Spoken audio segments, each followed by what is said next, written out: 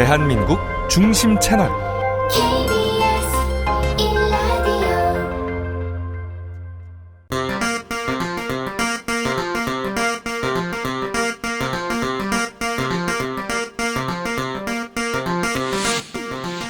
주진우 라이브 스페셜.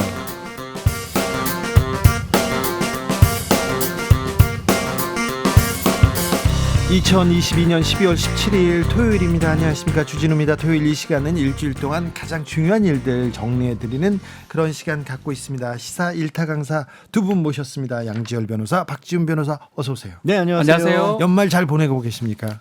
춥네요. 네. 매우 춥습니다. 이번 주 왜 이렇게 추운지 내일까지도 추울 것 같은데요. 춥기만 합니까? 바쁘시죠? 뭐 딱히 그렇진 않고요. 예. 박지훈 변호사는 바빠요. 뭐 바쁘진 않습니다. 예. 안 바빠요? 예, 뭐 그냥 평소에 비해서? 왔다 갔다 합니다. 예. 네, 어떻게 저렇게 열심히 사나 바쁘게 사나 참 두 분 보면 참 반성하게 됩니다.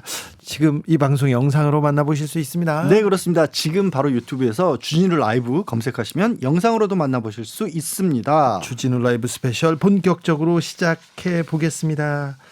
어제가 이태원 참사 49제가 있었습니다. 더 굳건했으면 극단적인 선택을 한 생존자를 탓하는 정부, 국무총리를 보면서 참 이 사회가 이렇게 가면 안 되는데, 이 정부가 이렇게 가면 안 되는데, 이분들이 이렇게 가면 안 되는데 그런 생각을 해봅니다. 그런데 정치권에서는 사실 그런 거 별로 상관없어요. 그러게요. 네, 별로 상관없습니다. 국민의힘은 전당대회 이 당권 누가 잡냐, 공천권 누가 갖냐, 나 공천 받을 수 있어, 여기에 거의 그냥 올인했습니다. 지금 정신이 하나도 없습니다. 자, 신경전 치열해지고 있는데요. 유승민 전 의원 모셔서 이야기 들어봤습니다. 전당대회 유승민을 막아라, 이렇게 조금 이렇게 집중되는 것 같아요. 이렇게 친윤들, 윤핵관들 이렇게 유승민을 이길 사람 찾아야 된다, 단일화해야 된다, 이런 얘기 계속 나오는데 어떻게 보고 계세요? 이게 뭐 유승민은 절대 안 된다. 유승민을 막아라. 이게 뭐 제가 알파치노라는 배우 좋아합니다만 이게 무슨 느와르 영화 제목도 아니고, 네. 저는 그 유승민은 안 된다라는 게 진짜 윤심인지 윤석열 대통령의 마음인지 저도 진짜 궁금합니다. 왜냐하면 제가 벌써 1년 전이죠. 경선 때 치열하게 그때 경쟁했죠. 네. 경선이 뭐 원래 그렇게 치열하게 하는 거 아닙니까? 그렇죠. 제가 그 이후에 경선 때 좀 기분이 나빴는지 몰라도 경선이 끝나고 나서는 깨끗하게 승복하고, 또 지난 대선 전에 도와달라고 전화를 직접 하셔가지고 뭐 당연히 돕겠다고 도왔고, 그런데 대선 직후에 경기도지사 경선을 하는데, 네. 그때 당시에 이제 당선인 지금 대통령이죠. 대통령 측에서 정말 별별 수단과 방법을 다 동원해 가지고, 네, 저를 떨어뜨리더라고요. 그래서 제가 뭐 이렇게까지 하냐, 심하게. 그러게요. 그런데 이제는 총선을 이렇게 이끌어야 될 당대표를 뽑는 전당대회 아닙니까? 네. 그런데 만약 1년 전에 경선 때 그때 무슨 이 감정 이런 게 남아가지고 아직도 정치 보복을 하는 거라면, 저는 그런 정치는 정말 좀 속 좁고 너무 째째한 정치다라고 생각을 합니다. 저보고요, 제가 윤 대통령을 몇 번 비판을 했죠. 네. 아프게 비판을 했죠. 근데 제가 비판을 하니까 저보고 이제 반윤이다, 비윤이다 이러는데, 그거 자체도 정말 웃긴 이야기입니다. 제가 23년 정치를 하면서 정말 매일 내가 왜 정치하는지 이 화두를 붙잡고 정치하는데, 제가 무슨 뭐 반윤하려고 정치하는 거 아니거든요. 네. 그래서 제가 그렇게 말하는 사람들을 보면서 이건 정말 아니다. 저렇게 이야기를 해가지고 저게 과연 윤심인지 비판할 수 있는 거 아닙니까? 우리가 아무리 살아있는 뭐 시퍼런 권력이라도 잘하는 거는 잘했다 그러고 평가하고, 잘못하고 있는 거는 비판을 해야죠. 권력에 아부하고 줄 서고 그래서 공천 때문에 해야 할 말 못하고 그런 사람들이라면 정치에서는 안 된다고 생각하거든요. 예. 괜히 뭐 국민과 나라에 해만 끼치는 거죠. 그래서 제가 말이 좀 깁니다만은 이게 과연 윤석열 대통령 마음이 뭔지, 네. 저도 궁금하고, 만약 유승민은 이번 전당대회 안 된다라는 게 진짜 윤심이라면 제가 대통령께 그거는 굉장히 위험한 생각이다라는 네. 말씀 꼭 드리고 싶어요. 2016년에 박근혜 정부 네. 때죠. 어떤 일이 있었냐 하면 그때 기억나십니까? 네. 친박 간별사 이래가지고 완장차고 유승민 한 사람 공천 죽이겠다고 그러고 뭐 우리 똘똘한 충성스러운 100명 70명만 있으면 된다 이러면서 2016년에 우리가 그때 우리 여당이었는데 170석 180석 얻는다는 여론조사가 쭉 있었는데 네.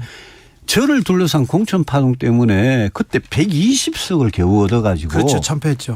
그때 우리가 국민의힘이 전신인 새누리당이 기호 1번을 민주당한테 내주고 지금 7년째 우리가 기호 2번을 하고 국회를 빼앗겨 가지고 진짜 하고 싶은 법안 예산 개혁을 못하고 있지 않습니까? 네.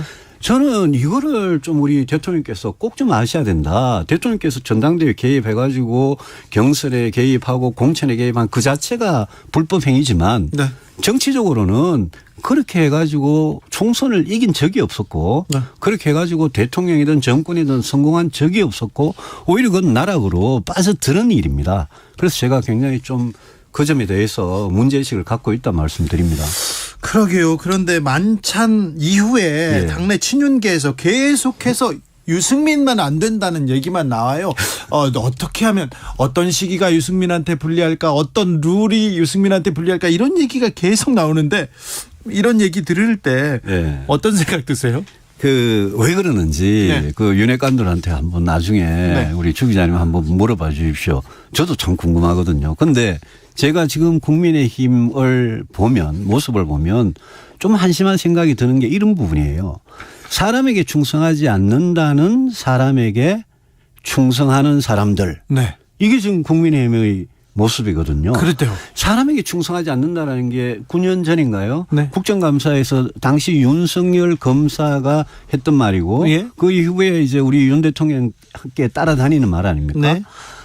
아니 윤 대통령은 사람에게 충성하지 않는다고 그러는데 왜 국민의힘에서 정치하는 사람들은 지금 바로 그 사람에게 충성을 하지 못해서 이 난리인지 예. 이게 지금 우리가 대한민국이 무슨 왕이 있는 왕정이 아니잖아요. 네. 아니 왕이 없는 그런 세상인데 없는 왕을 일부러 만들어 가지고 받들려고 그러고 왜 그러겠습니까? 권력의 아부에서 공천받고 떡고물이라도 나눠 가려고 그러는 거 아니겠습니까? 이 민주공화국에서 왕정도 아닌 민주공화국에서 뭐 충신이다 뭐 윤핵관이다 이런 말이 나오는 것 자체가 굉장히 저는 유치한 이야기라고 생각하고 네. 저는 국민의힘에서 정치하시는 분들이 진짜 우리 왜 정치하는지 진짜 헌법이나 제대로 좀 읽어보고 하셨으면 좋겠다. 네. 그런 생각이 듭니다. 지금은 대통령을 도와줄 때인데 예. 유승민처럼 쓴소리하고 그런 거는 진짜 대통령을 위하는 게 아니다. 국민의힘을 위하는 거 아니다. 그러니까 반윤이다. 이게 배신이다. 이렇게 얘기하는 거 아닙니까? 아니 그런 그 자체가 사람에게 충성하는 거잖아요. 네. 그러면 사람에게 충성을 하면 그 사람이 아무리 잘못해도 비판하면 안 되는 겁니까? 그렇게 하면 당이 망하고 나라가 망하는 거 아니겠습니까? 예, 예. 그래서 저는 늘 대통령께서 지금 취임 7개월이 지났는데 정말 이 정말 황금 같은 시기에 꼭 대한민국 대통령이 해야 될 그런 개혁들 그런 정책들 그런 거 하라고 그러고 저는 그런 거 잘하면 저는 칭찬합니다. 예. 잘못하니까 비판하는 거죠. 얼마 전에 연금 개혁에 대해서 크게 칭찬하시더라고요. 빨리 크게 칭찬했습니다. 네. 연금 개혁, 건강보험 개혁 이런 거는 진짜 한시를 미룰 수가 없는 개혁이거든요. 네. 저는 그런 개혁에 착수한 거 정말 잘했다고 생각합니다. 네. 유승민은 절대 안 된다는 게 윤심은 맞는 것 같아요. 네. 자, 그런데 예. 절대 이게 보복 정치라고요. 아까. 아니.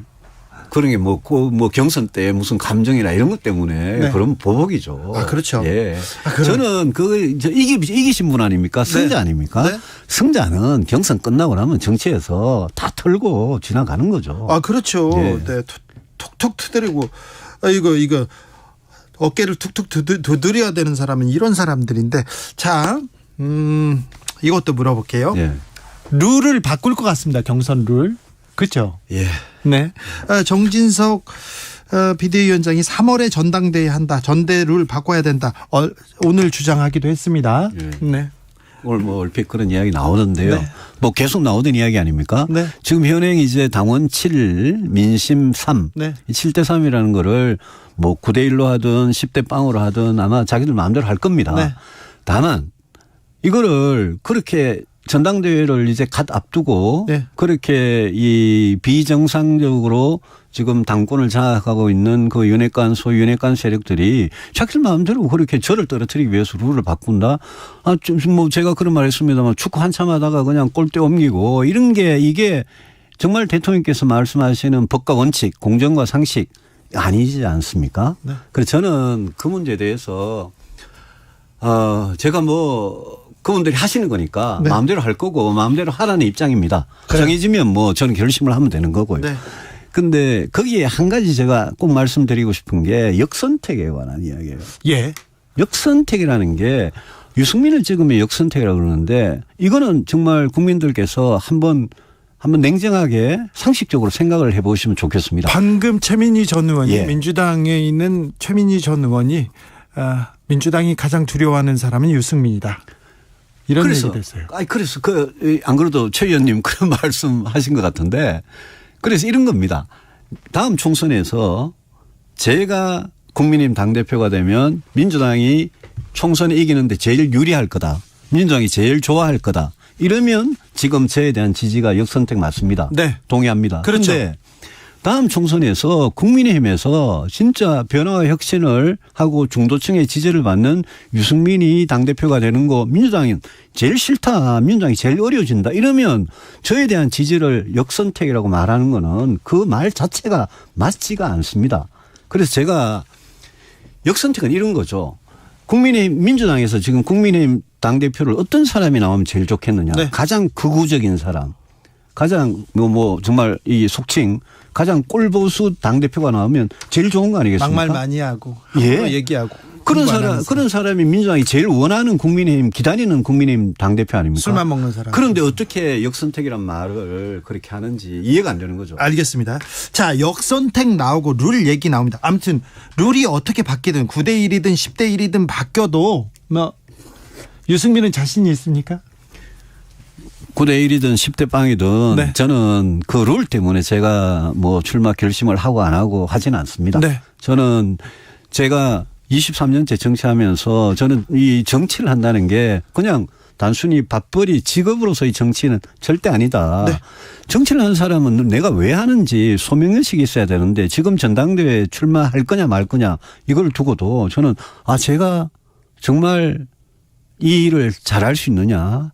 제 내부에서 정말 이 일을 하고 싶어 하느냐, 잘할 수 있느냐 이걸 가지고 고민을 하고 있습니다. 알겠습니다. 당대표 출마 결심을 하신 거죠, 뭐. 선언은 언제쯤? 때가 되면 해야죠. 네. 때가 되면 하고 더 고민을 해서 국민들께 저희 알겠습니다. 분명한 결심 말씀드리겠습니다. 문제는 당심인 것 같습니다. 지난번 경기도지사 출마하셨을 때 압도적으로 민심의 우위를 점하고 있었던 유승민.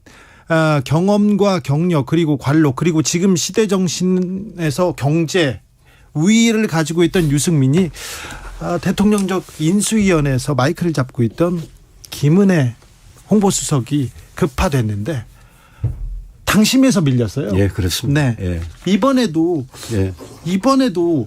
계속 윤핵관들 저기 계속 역선택 얘기하고 말이 안 되더라도 유승민이 되면 당이 깨진다 이런 얘기를 하면서 당심을 계속 이렇게 뭐라고 해야 되나요? 당심을 약간 들끓게 만들고 있는데 이거는 어떻게 하실까요? 이번에도 그럴 수 있겠죠. 네. 당연히. 근데 그때요. 경기도에 우리가 국회의원 지역구 수가 59개, 59개가 있는데 네. 그 59개 중에 제가 정말 당원들을 거의 못 만날 정도로 당시에 이 대통령 측에서 정말 심하게 하더라고요. 당원들도 못 만나겠습니까? 그런데 그 결과가 어떻게 됐습니까? 그런 식의 공천을 하고 경선에 개입하고 공천을 그런 식으로 해서 그 후보 결국 우리 그 전국의 호남을 제외하고는 거의 대부분 우리가 이겼는데 그 선거에서 인구가 제일 많은 경기도를 지지 않았습니다. 네. 저는 똑같은 이야기라고 생각합니다. 제가 우리 국민의힘 당원들한테 지금 정말 드리고 싶은 메시지는 당원들께서 한번 생각을 해 보십시오.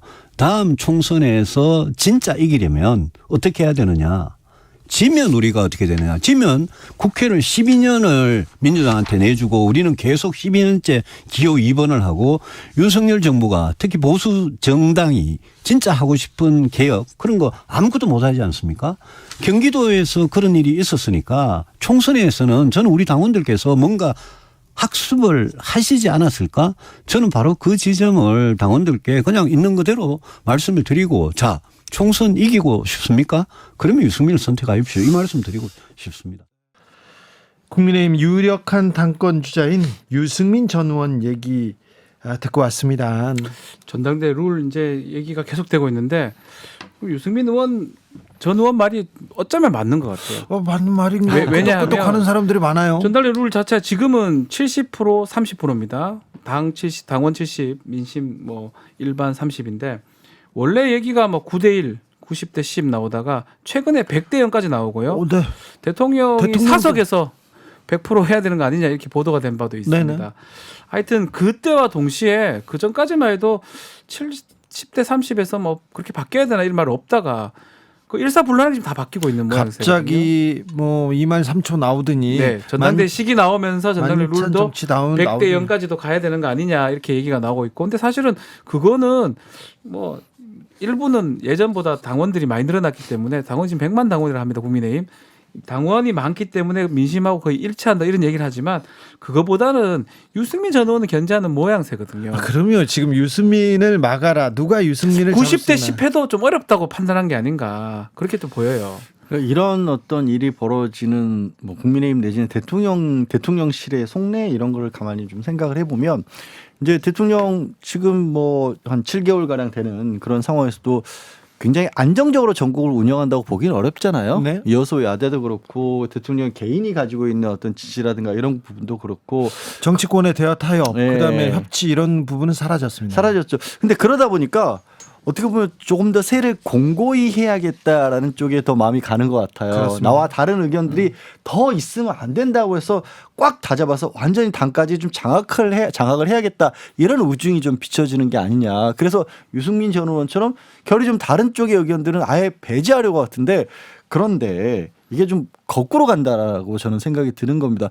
이럴 때일수록 폭을 넓혀줘야 되는데 이렇게 가면 오히려 더 그러니까 뭐 이 의견이 일치 단결할 수는 있겠지만 그 일치 단결할 의견이 얼마만큼이나 국민 전체의 비중으로 봤었을 때 커질 수 있을 것인가 이거를 좀 생각했으면 좋겠는데 그런 생각까지 여의도에 하는 경우를 본 적이 없긴 하네요. 말하다 보니까 제 스스로가 너무 이상적인 얘기를 하고 있는 것 같네요. 네. 정말 중요한 타임이긴 한 것 같아요. 전당대 시기도 이제 거의 3월 초 정도로 잡혀 있고 이제 룰을 한다면 지금 정도 얘기를 해가지고 확정을 지어야 되거든요. 지금 바꿔야 돼요. 근데 조금 더 지나가면 바꿀 수도 없습니다. 지금 고민들을 계속 하는 것 같고 대체적으로 지금 윤심이라고 알려진 분들은 대부분 100대 0이나 바꾸는 걸로 생각하는 것 같고요. 비윤이라고 알려진 분들은 지금대로 해야 된다라고 지금 얘기를 하는 것 같습니다. 그런데요, 윤핵관이라고 불리는 사람들, 권성동 의원을 비롯해서 여러 사람들이 출사표를 던지고 있는데요. 가능할까요? 윤핵관이 당권을 잡는 게 사실은 이게 구도가 더 중요할 것 같거든요. 저는 개인적으로 봤을 때는 1대1 싸움이냐, 1대 뭐 다싸움이냐 이게 제일 저는 이번 승부처라고 보는데 그러면요 룰 만들면서 네. 결선 투표 만들어 가지고 그 두 다 해야죠. 만약에 하려면 하겠죠. 또 만들겠죠. 이기려면 그렇게 바꿔야 되는데 이것저것 다 바꿔야 됩니까? 그래서 만약에 이제 윤핵관이라고 불리는 분들이 많이 출마를 하거나 또 그쪽 계통이 많다 그러면 상대적으로 유승민 전 의원은 유리할 수도 있고요. 그래서 그 어떤 구도 같은 측면도 지금은 뭐 결선 이런 게 없으니까 지난 우리 당 대표 선거할 때 이준석 대표 될 때 5명이 올라갔었거든요. 네. 뭐 그래서 이준석 대표 좀 수월하게 된 측면도 있었는데 그때도 만약에 결선을 하거나 예를 들어서 한 2-3명이 붙었다 그러면 어떻게 될지 몰랐었어요. 그렇죠. 또 당원 비율도 어떻게 했으면 몰랐거든요. 그렇죠. 그런 걸 보면 지금부터 아마 물밑에서 치밀한 수싸움을 지금 시작한 거 아닌가 이렇게 보입니다. 그 겉으로 드러나는 어떻게 보면 규칙뿐만이 아니라 박 변호사 얘기한 것처럼 내부에서의 어떤 갈등 이런 것들이 더 심화될 겁니다. 어떤 식으로 결정이 나더라도 그리고 좀 이준석 트라우마, 유승민 트라우마 두 개가 막 겹쳐 있는 것 같아요. 이준석 전 대표가 당내에서 대통령과 좀 각을 세우고 의견이 다른 쪽으로 가면서 그거를 사실 벗어나기 위해서 국민의힘에서는 굉장히 큰 뭐 국민의힘으로 따지면 내용을 겪었지 않습니까? 그 가운데서 이 정권 집권하고 나서도 어디로 당이 가고 있는지도 모르는 정도의 시간을 몇 개월을 보냈기 때문에 또 그런 일이 벌어지는 걸 막아야겠다는 생각을 할 수밖에 없는데 다시 한번 말씀드리지만 그러다 보면 더 좁아질 수밖에 없고 폭은 거기에 더해서요. 저는 강신업 변호사, 네. 김건희 여사 팬클럽 네. 회장 출신 네. 거기도 당대표 나온다 그랬잖아요. 나왔죠. 그리고 틀림없이 그냥 뭐 허세처럼 이렇게 말을 던지는 게 아니라 그 강신업 변호사 쪽이 새로운 또 세력으로 들어올 수도 있다라고 저는 보이거든요. 그렇죠. 충분히. 그러면 진짜 국민의힘 내부가 어떻게 될지 모르는 겁니다. 그 결국에는 대통령 내지는 이제 김건희 여사를 지금 뒤에 여사를 지지하는 쪽을 어떻게 보면 뒤에 어벙글어벙글 강신업 변호사의 어떻게 보면 행보 이런 것들에 대해서 끊임없이 좀 주목을 해야 될 필요가 생긴 거죠. 뭐 아직까지는 뭐 눈에 띄진 않지만 뭐 예를 들어서 당원 가입이 최근에 또 많이 되고 있다고 합니다. 이 당원 가입은 석 달 정도 책임 당원이 되면 투표에 참여할 수가 있어요. 네. 딱 지금 시점이에요. 그렇죠. 3월 달이 이제 전당대회라고 가정했을 때. 그렇다면 지금 정강훈 목사 등등을 비롯해서 많은 분들이 이제 당원으로 가입시켰다고 뭐 얘기를 하고 있으니까 뭐 제가 확인한 바에 따르면 지역구마다 꽤 많다고 합니다. 아, 그분이 네. 정치권, 특별히 국민의힘 주변에서 막강한 영향력을 행사하는 그렇죠. 이유가 거기에 있어요. 그렇기 때문에 당원이 많으면 또 거기다가 지금 당원 100대 0으로 간다는 얘기까지 있잖아요. 그렇습니다. 그래서 지금 우리 양 변호사 얘기한 것처럼 강신혜 변호사가 영 엉뚱한 상황은 아니다. 가능성이 많지는 않지만 그냥 주목은 해야 된다. 근데 주목을 해야 그래서 된다. 더더군다나 당원 투표만으로 했었을 경우에 위험성이 높아지는 겁니다. 그러니까 어딘가 특정 세력, 그게 어떤 세력이 됐든지 간에 뭐 갑자기 쏟아지도록 들어와서 판을 흔들 수 있는 가능성이 굉장히 커지는 게 당원만 주어질 경우에 되는 거거든요. 7대 3도 그런 위험성이 있었는데 하물며 이걸 100대 0으로 만들어버리면 누군가가 어떤 세력이 나서서 이 판을 흔들려고 치면 얼마든지 그럴 수 있는 가능성이 높아지고요. 그리고 자꾸 이제 유승민 지금 전 의원도 그 말씀하시는데 유승민 전 의원을 찍으면 역선택이다. 뭐 민주당 지지자들이 들어와서 투표를 한다. 저는 그 민주당 지지자들이라기보다는 국민의힘 내부에서도 여러 가지 스펙트럼이 좀 있잖아요. 너무 한쪽으로 치우치는 것에 대해 반대하는 목소리를 가진 분들이 오히려 더 많을 수 있다라고 보이거든요. 역선택에 대해서는 사실은 실증된 바가 없어요. 근데 그러니까요. 계속 그 얘기는 그러니까 이게 민주당 지지하는 분들이 굳이 거기 가가지고 진짜 몇 분이나 계시겠어요. 제가 이렇게 취재해 본 바로는 네. 민주당 지지자들 중에 가장 많은 지지를 얻는 사람은 제가 취재입니다. 이거는 네. 본인 피셜이니까 뭐 큰 중요한 건 아닙니다. 탑2가 있는데요. 예. 권성동, 황교안 조합입니다. 네, 오히려? 저도 네. 예전에 나경원, 황교안 조합이었잖아요. 그렇죠. 그 조합이죠. 권성동, 황교안 조합인데다가 지금은요 강신업까지 주목. 그렇죠. 무슨 그렇죠. 의미인지 이제 네.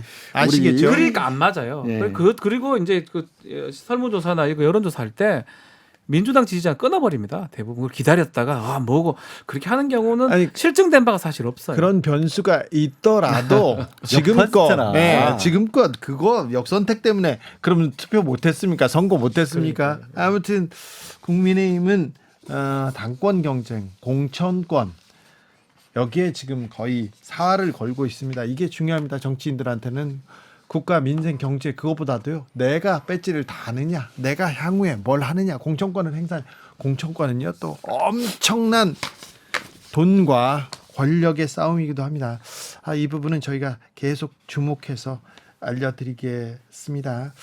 과연 유승민을 막을 수 있을까요? 윤핵관들은 과연 단일화를 할 수 있을까요? 여러 관전 포인트가 보입니다. 국민의힘은 전당대회에 쏙 빠져 있습니다. 민주당은 뭐 하고 있을까요? 어떤 것 때문에 지금 민주당은 고민하고 있을까요? 민주당 박용진 의원에게 들어봤습니다. 이재명 대표 사법 리스크에 대해서 당내 의견이 좀 분분합니까? 의견은 분분한데요. 사실은 되게 이제 정중동 분위기예요. 예. 그러니까 왜냐하면 검찰 수사가 벌써 이제 근 1년 가까이 사실은 뭐 진행되고 있는 것 아니에요? 네. 근데 나오는 거는 없고 물론 측근들의 혐의는 법원에 의해서 일정하게 인정돼서 재판으로 기소가 됐고 구속됐습니다만 네. 그들의 그런 범죄 혐의와 이재명 당대표의 혐의를 공모로 공범으로 이렇게 여권 애지를 못 하고 있는 거 아니겠어요? 네. 그러니까 계속해서 그 뭐 이재명 대표한테 문제가 있을 것으로 막 그 정황을 피우고는 있는데 연기를 피우고는 있는데 결정적인 한 건은 없는 상황이라고 그런다면 저는 아직은 그래서 많은 의원들이 이 상황을 우려스럽게는 보지만 그 지켜보고 있는 거죠. 침묵 속에서 지켜보고 있는 거죠. 그런데 정진상, 김용 측근 중에 최측근인데 최측근이 구속됐습니다. 그래서 이 대표 주변에서 범죄를 했다면 단일 대우로 지키는 게 민주당 망하는 거 아닌가 이렇게 김종민 의원은 얘기하던데요.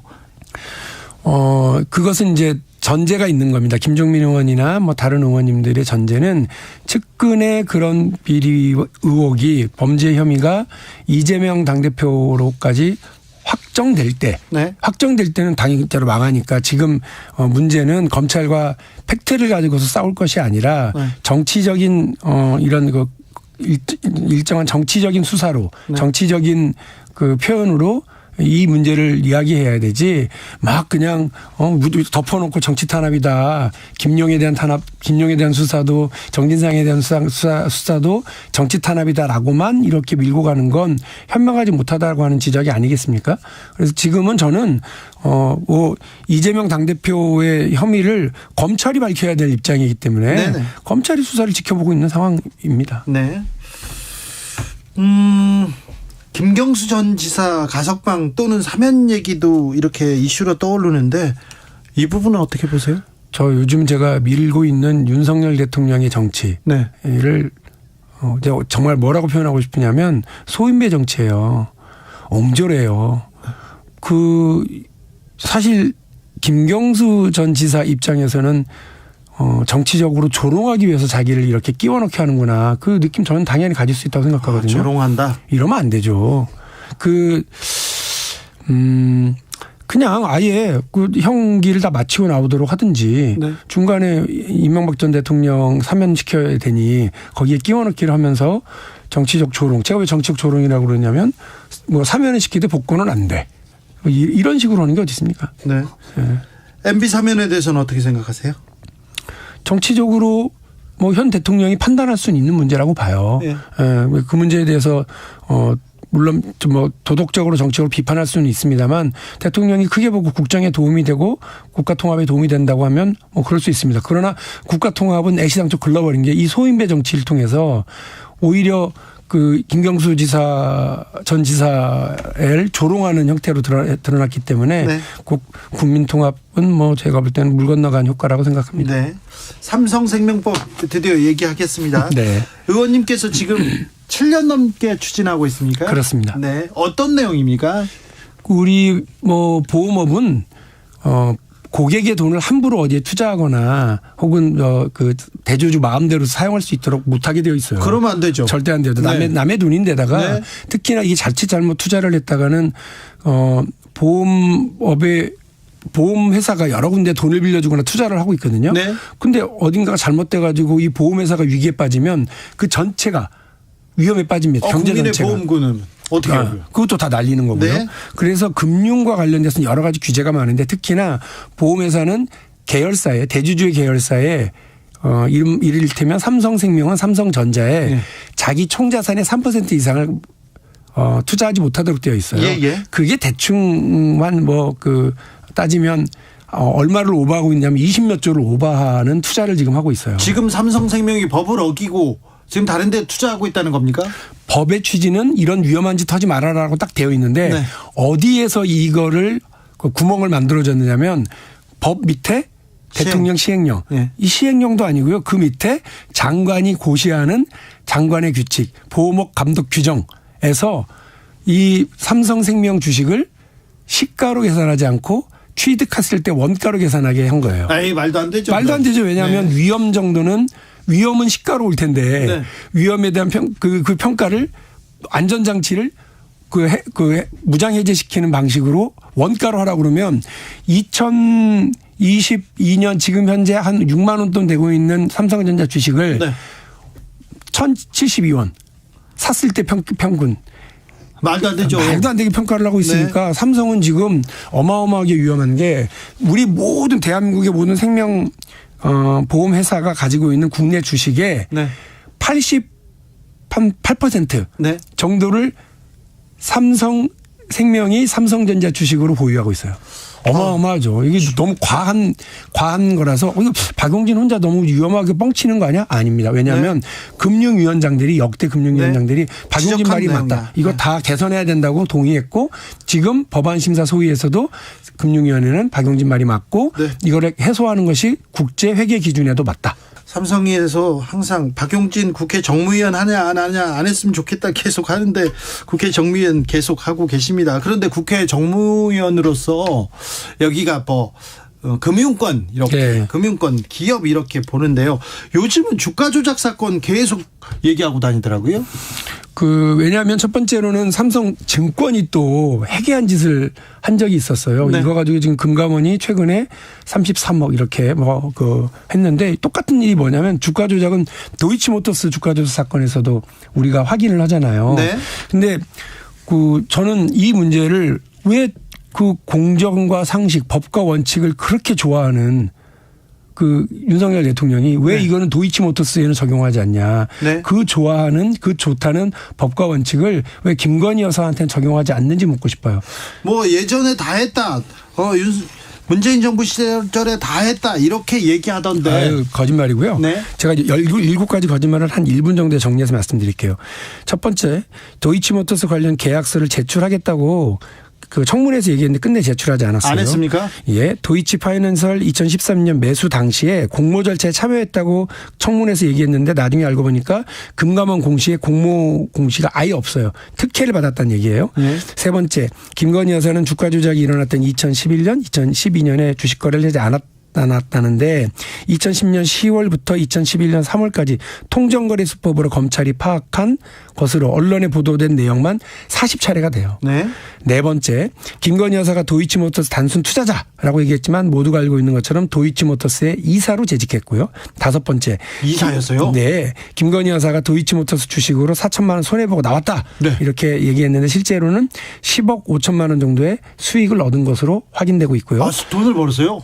여섯 번째, 김건희 여사는 주식 잘한다는 말에 이정필 씨한테 계좌를 맡겼다 이렇게 주장을 했지만 이정필 씨는 애초에 도이치모터스 주식을 살 수 있는 사람으로 김건희 여사를 권오수 도이치모터스 회장으로부터 소개를 받았다. 네.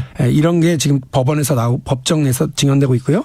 그다음에 마지막인데 이정필과 절연했다고 한 이후에 저와 이정필을 제외하고는 거래 못하게 해라라고 증권사 직원과 김건희 여사의 통화 녹취록이 나왔어요.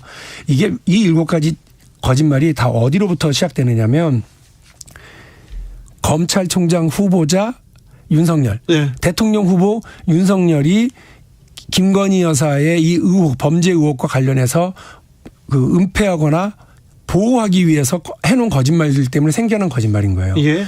그러니까 다시 말씀드리면 주가 조작의 의혹은 김건희 여사의 몫이지만 은폐 혹은 보호하려고 했었던 거짓말은 모두 다 공정과 상식, 법을 집행해야 되는 검찰총장 후보자였거나 대통령 후보가 내놓은 거짓말로부터 이 7가지가 지금 나오고 있는 거거든요.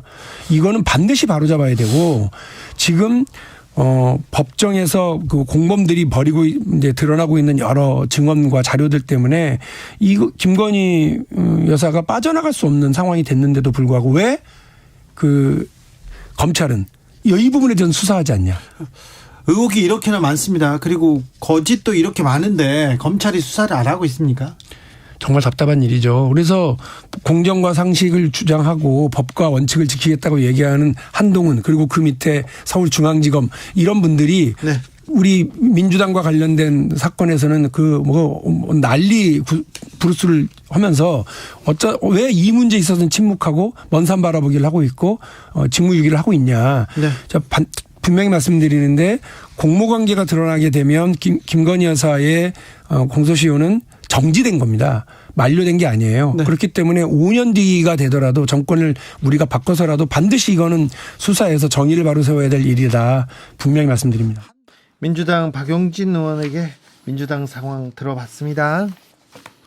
네, 수사와 관련된 얘기도 많이 해서 저희가 네. 이런저런 얘기를 많이 해야 되나 싶기도 하고요. 네. 이게 또 얘기를 하자니 어차피 또 입장에 따라서 저는 네. 그래요. 이제 원론적인 얘기, 큰 얘기를 하자면 법이 개입하는 부분은 우리 생활 영역에서 가장 좁은 영역이어야 하고요. 그 와중에 형사처벌까지 가는 부분은 더 좁아야 한다는 게 그냥 법 교과서에도 나온 얘기거든요. 네. 특히 누군가를 형사처벌한다고 하는 거는 정말 뭐 100은 아니더라도 7, 80, 90 가까운 사람들이 저게 마땅하다라는 정도가 돼야 형사처벌을 해야 된다고 저는 믿습니다. 근데 지금 이런 법적인 사건인데도 불구하고 정치적인 관점에 따라 시각들이 너무 갈라져 있어요.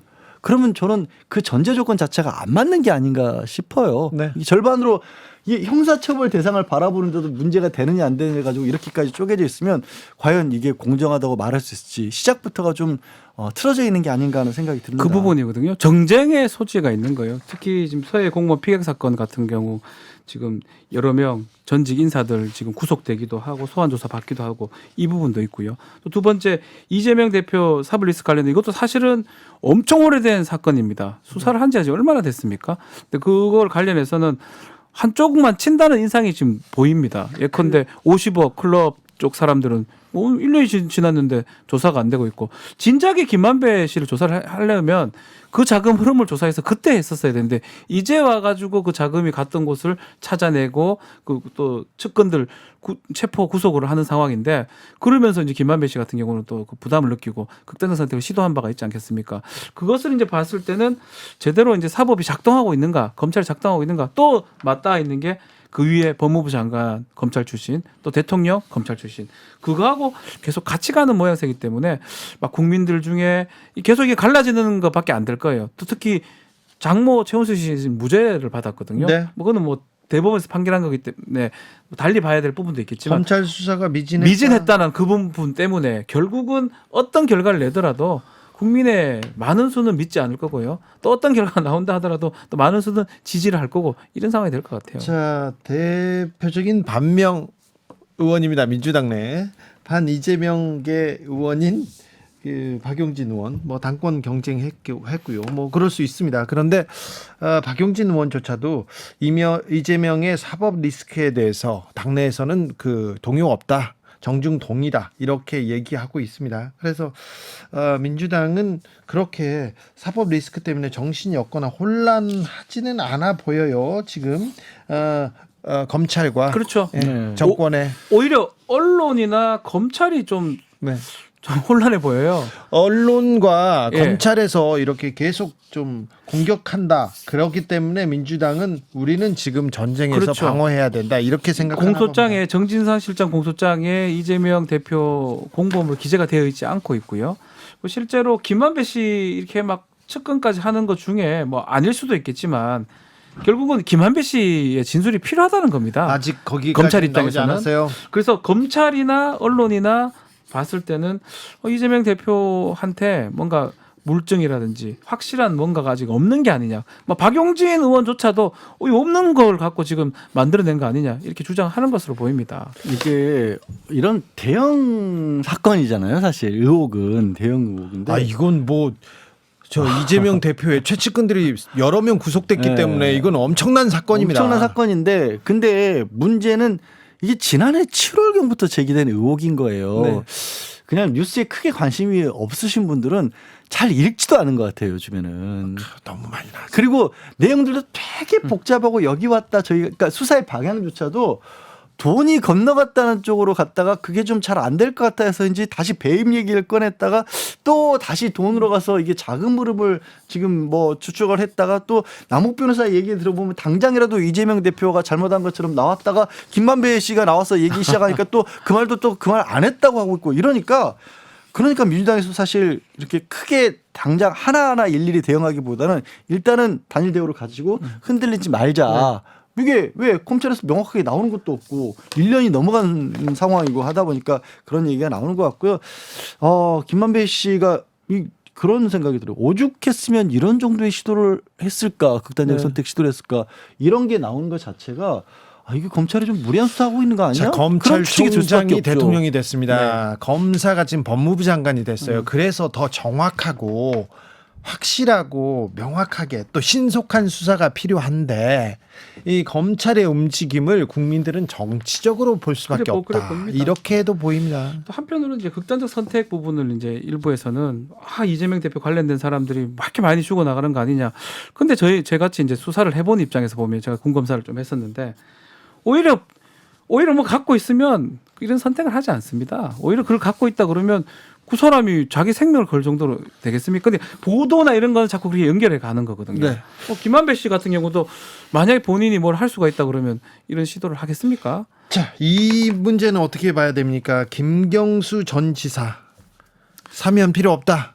복권 필요 없다. 이렇게까지 목소리를 냈습니다. 아니 왜냐하면 보통 우리가 이제 정치인에 대한 사면을 할 때는 복권이 같이 가는 게 일반적이었습니다. 이거를 좀 따로 떼놓는 경우를 본 적이 기억이 없어요. 굳이 사면을 해주면서 정치적인 생명은 여전히 막아놓은 상태에서 그냥 이 교도소에서 풀어주기만 한다라는 건데 5개월 정도 남은 상황이잖아요. 그러니까 가석방이나 마찬가지인 사면이 되는 겁니다. 사면인데. 이건 사면이 뭐 딱히 의미도 없는 거고 게다가 여기에 대해서 한 사람의 이름을 거론하는 게 아니라 15년이 남은 MB까지 같이 엮어서 사회통합 측면에서 같이 이렇게 사면합니다. 이런 식의 모양새를 갖추려고 하면 이거는 김경수 지사 측에서 받아들여 봤을 때는 되게 모욕적인 상황이 되는 거죠. 이게 누가 언제 내가 이거 빨리 감옥에서 나가게 해달라고 했느냐. 왜 정치적인 거래의 대상인 것처럼 나는 가만히 있는데 자꾸 이름을 들먹이느냐. 이렇게 반발이 나올 수밖에 없는 거죠. 결국은 MB 사면을 하기 위해서 이제 이 김경수 전 지사를 지금 넣는 모양새거든요. 예.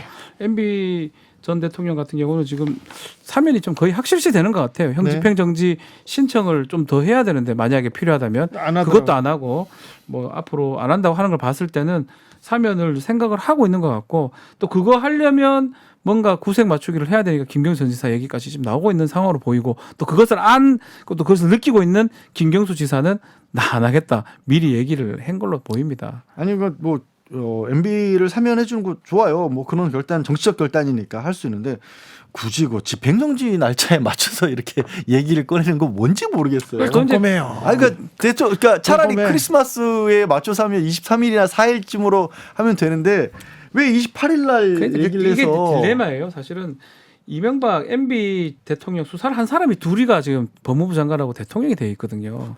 그러니까 본인들이 수사를 해가지고 재판에서 구형을 했을 거 아닙니까? 그때 공소장 보지 않습니까? 네. 아우 주옥 같아요. 그런데 그 사람들이 지금 17년형이 지금 남아 있는데도 불구하고 180도. 그거를 이제 예를 들어서 법무부하고 대통령이 사면을 해줍니다. 네. 그러면 이 납득되게 설명이 돼야 돼요. 본인들은 왜 그때 그렇게 수사를 했으면 지금 어떤 상황이기 때문에 사면을 해야 되는지 그런 부분들이 설명이 돼야지만이 지금 사면 반대율이 더 높거든요. 훨씬 높거든요. 그럼요. 네. 그래서 그 부분은 아마 계속 가장 걸리는 부분일 거예요. 알겠습니다. 사면 할지 말지. 네. 이명박 대통령 구속될 때 검찰의 말, 윤석열 한동훈 두 분의 말을 다시 좀 새겨 듣고 싶습니다. 새겨 보고 싶습니다. 여러분께서는 지금 주진우 라이브 스페셜을 듣고 계십니다. 주진우 라이브 스페셜. 일제 강제 동원 피해자 양금덕 할머니 국가에서 서훈 대상자로 추천했다가 외교부가 안 된다 이렇게 얘기했습니다. 양금덕 할머니는 어떤 생각을 하고 있는지 직접 들어봤습니다. 할머니 오늘 기자회견 다녀오셨어요? 예. 기자회견 가가지고 어떤 얘기 하셨어요? 또 뭐 우리가 그런 일 저런 일 여러 사람들이 일본서 다카시 선생이랑 와갖고 네. 또 이런저런 말하고 금방 갈려서 집에 들어왔습니다. 그렇습니까? 다카시 선생이 일본에서 와가지고 뭐라고 하시던가요, 할머니한테? 이제 우리가 그 기분이 거기서 말을 그렇게 할 때 네. 기분이 어쩌냐고 기분이 좋을 사람이 누가 있어요? 네네네. 네, 그래서 악착같이 우리가 더 힘을 보태서 일본 어디한테도 지지 말고 네. 우리 악착같이 노력합시다 그랬어요. 알겠습니다. 위안부 모독할 때마다 할머니가 나와서 앞장서서 얘기도 하고 영상도 찍고 막 그랬잖아요. 예. 그랬죠. 그래서 네. 정부에서 할머니한테 상과 서운을 주겠다고 했어요. 예. 그런데 취소됐대요. 네, 알아요. 그 얘기 듣고 어떤 생각 들었어요? 그랬어요. 내가 니들한테 네. 좋은 그런 말을 안 들어도 네. 나는 이 전라남도에서는 네. 나를 다 알아주기 네게 말 안 들어 하나도 안 들어도 안 서운하다고 네. 오늘 더 용기 있게 해나갈란다고 그랬어요. 알겠습니다. 전라남도가 아니라요. 대한민국 전체에서 전 세계에서 예, 예. 다 그렇습니다. 예, 내가 94살이나 먹었어도 네. 아직까지는 네. 말도 누구한테 지도 않고 네. 나도 열심히 노력해서 그놈들한테 괜히 이겨보려고 마음 먹고 있어요. 네. 할머니한테 상을 주려다가 이렇게 왜 그만뒀을까요? 할머님 생각하기에 왜 그랬다고 생각하세요, 정부가? 그놈들이 나는 그래요. 네. 니기들이 잘했으면 네. 우리한테 잘했으면 네가 마음 먹고 네. 상을 줄 것인데 그러니까. 네게 양심이 네. 비틀어지 갖고 이렇게 부끄러서 네. 못 줄 것이다. 네한테 안 사도 상을 안 타도 네. 나는 열심히 우리 대한민국에서는 나 모르는 사람이 없다. 예. 걱정 말고 네게 일이나 차려라. 이 나쁜 놈들아 그랬어. 아, 그랬어요? 네. 걱정 말고. 네. 아이고, 잘하셨어요. 예. 할머니 씩씩하신 목소리가 좋습니다. 힘이 넘치셔가지고. 아직까지는 네. 94살 먹었어도 네. 나 아직까지는 어떤 놈 누구한테도 안 져요. 알겠습니다. 할머니, 저기 박진 장관이 와가지고 예. 외교부에서 좀 도와주겠다, 어떻게 하겠다 이런 얘기 했을 거 아니에요? 나 그랬어요. 왜 그렇게 일부 사람한테 쩔쩔 매냐? 네. 그랬더니. 뭔 일로 쩔쩔 매고 잘못한 일 없이 네. 우리나라도 이렇게 이만치나 강국하게 우리나라를 일으키고 산디 뭐 땀시 벌벌 세리냐고 내가 그 말 한 자리 했어요. 그랬더니 뭐라 합니까? 말을 못 없디다. 아, 그래요? 장관도? 예. 장관도 할머니. 손만 우르막에 딱 안가갖고 네. 내 손만 잡고 고기만 끄덕끄덕하고 말도 못해요? 예. 장관도 꼼짝 못하게 이렇게 할머니가 얘기하셨구나. 예, 내가 그냥 당이들이 뭐들한 사람이냐고. 네. 우리나라가 지금 뭐 밥을 못 먹냐, 무엇을 못하냐. 그렇죠, 그렇죠. 이들한테 절대 안 진다. 네. 그랬어요. 네, 김희영. 말도 못 없지다. 그럴까요? 김희영님께서 할머니 기어이 이겨 먹어 부르시오이 이렇게 문자였습니다. 예, 우리는 네. 아무리 우리 한국 나라가 음. 이래도 너희들한테는 안 진다. 네. 걱정 말라고 더 젊은이들이 용기 있게 학생들이 주인공이다. 네. 그랬어요. 알겠습니다, 우리나라를 할머니. 무시하지 말라고 그랬어요. 그러니까요. 한국 정부에서는 상을 안 준다고 하는데 그런데 시민들이 할머니께 상을 줬다면서요? 예. 그래요? 예, 그러니까 그만하니 네. 지기들한테 준 놈은 안 받아도 좋아요. 네. 내 마음에 더러운 놈은 니기들한테 안 받았고 우리나라에서 네. 그만만이 알아준 게 나는 그 이상 좋은 기분이 좋을 수가 없어요. 예, 알겠습니다. 예. 저 지난번에 장관이 왔을 때 손만 잡고 봉투 같은 건 안 줬습니까? 예. 안 줬어요? 선물도 안 주고? 무엇을? 할머니한테 뭐 안 줬어요? 정부에서 왔을 때, 장관이 왔을 때? 그놈이 막걸리 한 잔만 내가 막걸리로 아주 좋아하지만은 막걸리 한 잔만 받아갔어. 원이 없거든. 아, 막걸리 한 잔도 안 사주고 왔어? 걔 안 갔어요? 안 그래요? 갔다가. 안 기어있다가 그냥 갔어요? 예. 막걸리 좋아하는데 할머니, 예. 막걸리 제가 모실게요. 예. 예. 네네, 알겠습니다. 할머니, 예. 한번 오세요. 네, 알겠습니다. 저희, 예. 자, 일본 눈치 보는 우리 정부한테 한마디 해주십시오. 일본한테 우리가 눈치 본다고? 우리 정부가 일본 눈치 본다면서요?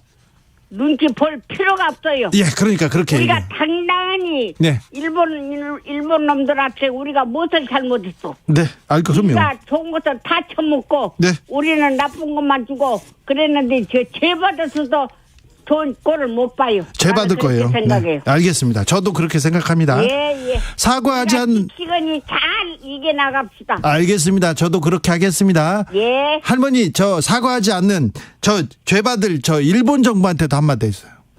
일본 놈들아. 네. 니기는 사람이 아니다. 어쩐지 빨리 우리 한국에 사죄하고 잘못했다고 양심적 말해라. 그러고 싶어요. 아이고, 할머님 시원합니다. 예. 할머님 존경합니다. 예, 예. 건강하셔야 돼요. 예. 일본이 사과할 때까지. 건강하세요. 네, 그때까지는 잘 계셔야 돼요. 예. 한번 놀러 강주로 오세요. 네, 제가 막걸리 사가지고 갈게요. 예, 예. 네, 감사합니다, 감사합니다. 할머님. 네, 양금덕 할머니의 쩌렁쩌렁 울리는 목소리 듣고 왔습니다. 아, 참. 외교부 장관이 박진 외교부 장관이 얼마 전에 양금덕 할머니한테 가서 무릎을 꿇고 손을 잡고 얘기를 하더라고요. 그래서 좀 우리 피해자를 위해서도 정부가 좀 노력하는구나 이렇게 생각했는데 안 그런 것 같아요. 일본 눈치 보는 것처럼 보이는 거거든요. 그게 가장 걸리는 거예요. 자존심 상합니다. 예.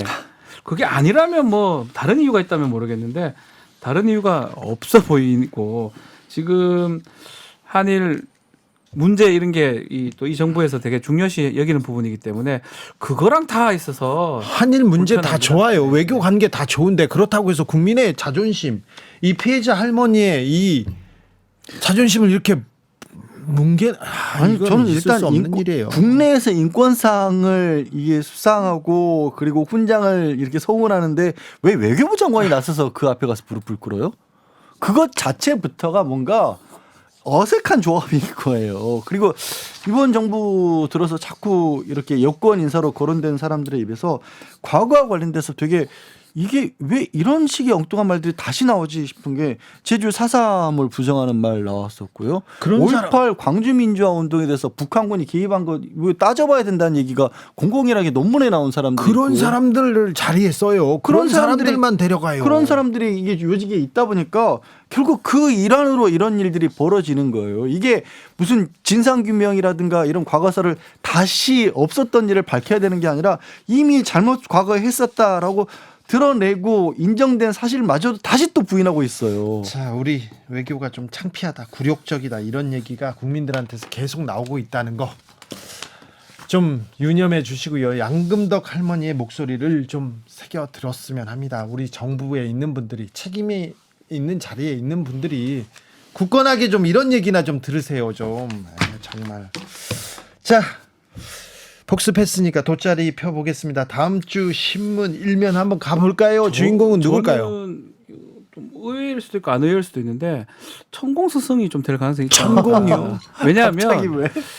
그 이번 주죠. 이번 주에 지금 박주민 의원 등이 이제 이거 대통령실에서 자꾸 저래 또 영상 틀고 이러면 조치를 왜 안 취하느냐라고 얘기를 했는데 답변이 없었거든요. 네, 근데 답변 없죠. 몇 달 동안. 제 생각에는 다음 주에는 이 얘기를 좀 더 할 것 같아요. 천공 스승의 영상, 그 영상에 나는 내용들이 대통령하고 관계된 내용들이 많습니다. 그렇다면 본인이 또 다시 영상을 틀 수도 있고요. 지난번에 김종대 전 의원이 네. 천공 스승이 한남동 관저 이 자리를 경호처장하고 봤다, 같이 보고 갔다 이 얘기를 폭로했지 예, 않습니까? 그때는 고발당했죠. 김종대 씨. 근데 그거는 사실은 천공 스승이 한 게 아니고 이제 그 이제 경호처장이나 이쪽에서 이제 했다고 보면 그것도 수사를 좀 수사 통해서 진실을 가려야죠. 어쨌든 간에 저는 좀 주목받지 않을까 다음 뉴스에서 다음 주에 그런 생각이 듭니다. 천공을 찍었습니다. 자, 양지열 변호사. 어제 이제 16일이 그 12구 참사 49제 희생자 네. 49제 지냈고 뭐 조계사에서도 그리고 또 이태원에서도 뭐 이렇게 행사도 있었거든요. 네.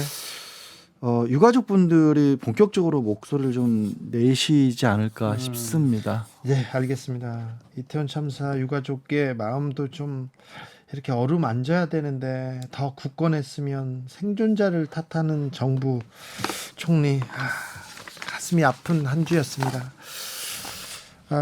다음 주에는 이분들이 좀 희생자 그리고 살아남은 사람들 유가족들을 좀 어루만졌으면 하는 바람을 가져보겠습니다. 좀 그게 그렇게 어렵습니까? 그렇죠. 그게 그렇게 힘든지. 네. 주진우 라이브 스페셜은 여기서 인사드리겠습니다. 양지열 변호사, 박지훈 변호사 감사합니다. 네, 고맙습니다. 연말 잘 보내시고요. 네. 너무 술 많이 드시지 마시고요. 네. 주진우 라이브 스페셜 여기서 마치겠습니다. 저는 다음 주 월요일 오후 5시 5분에 돌아옵니다. 지금까지 주진우였습니다.